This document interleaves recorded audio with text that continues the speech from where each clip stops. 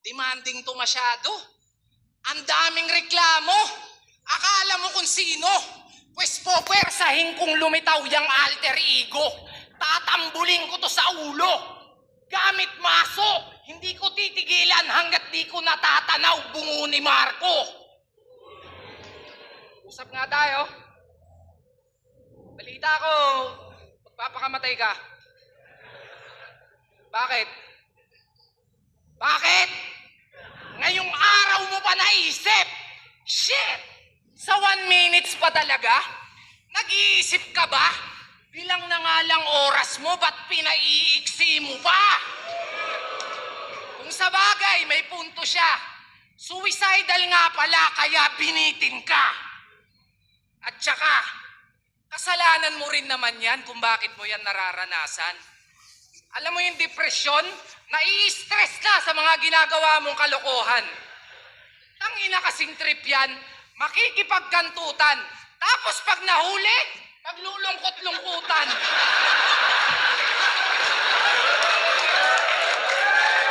Ang kapal mo naman. Tapos sa battle rap mo idadaan. Taon-taon nasa tour na, ayaw niyan tantanan. Bakit ka ganyan? Yung isa buhay ayaw mong tigilan.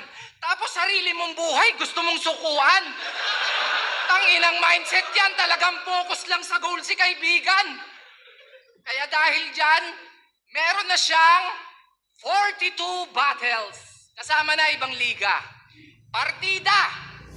Depressed pa siya niyan. Yung battle rap ginawang stress reliever ni Buang. Iba ata pagkakaintindi ni Timang sa tuwing sinasabihan siya ng okay lang yan, Poison. Laban lang.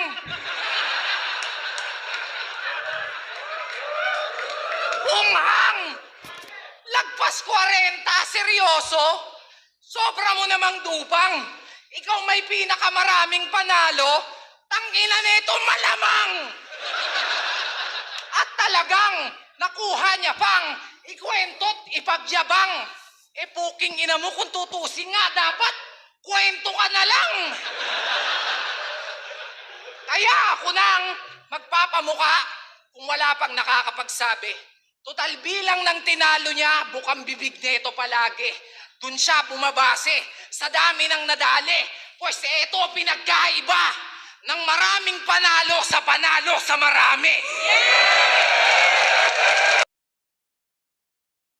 Demanding to masyado. Ang daming reklamo. Akala mo kung sino? Pues po, pwersahin kung lumitaw.